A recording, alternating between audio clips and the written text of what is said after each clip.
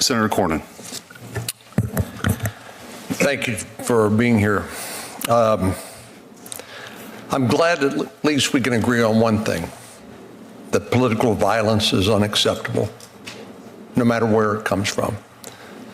But I want to talk about the leadership and what some leaders have said, which I believe has contributed to that political violence. In 2018, when Nancy Pelosi was asked about policies she disagreed with, instead of saying she would do her job and legislate or try to persuade people to the contrary, she replied, "I just don't even know why there aren't uprisings all over the country, and maybe there will be." About that same time, Kamala Harris was asked about being stuck in an elevator with President Trump, Mike Pence, and Jeff Sessions. And she replied while laughing, "Does one of us have to come out alive?" And then there's this, Schumer. In March 2020, the majority leader of the United States Senate, Chuck Schumer, said about Supreme Court justices the following: "I want to tell you, Gorsuch, I want to tell you, Kavanaugh, you have released the whirlwind, and you will pay the price. You won't know what hit you." In August 2020, Representative Ayanna Pressley said there needs to be unrest in the street, encouraging rioters. Then Maxine Waters said in 2021 that Democratic rioters should, quote, "get more confrontational," close quote, with police. She said, if you see anybody from Trump's cabinet in a restaurant, in a department store, at a gas station, you get out and create a crowd and you push back on them and you tell them they're not welcome anymore, anywhere. And then in 2023, Delegate Stacey Plaskett said on MSNBC that President Trump needs to be shot.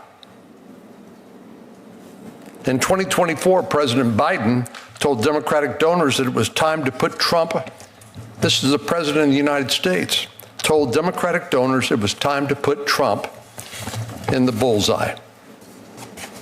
And recently, Alexandria Ocasio-Cortez posted in an Instagram story that people should resist ICE.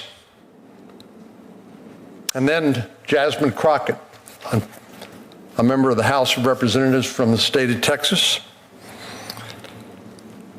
Kayla Hamilton was a young woman who was sexually assaulted and strangled to death by an illegal alien, an MS-13 member. I lead a bill named in her honor here in the Senate. Representative Jasmine Crockett called Kayla Hamilton a, quote, random dead person. We've talked about the person, the would-be assassin that was going to kill Justice Kavanaugh, and of course the assassination attempts on President Trump. Does everybody on the panel feel like or believe that the individuals who actually commit acts of violence should be held accountable? Would you raise your hand? So we agree. Acts of political violence are unacceptable, and the individual who commits those acts should be held accountable. But I want to talk about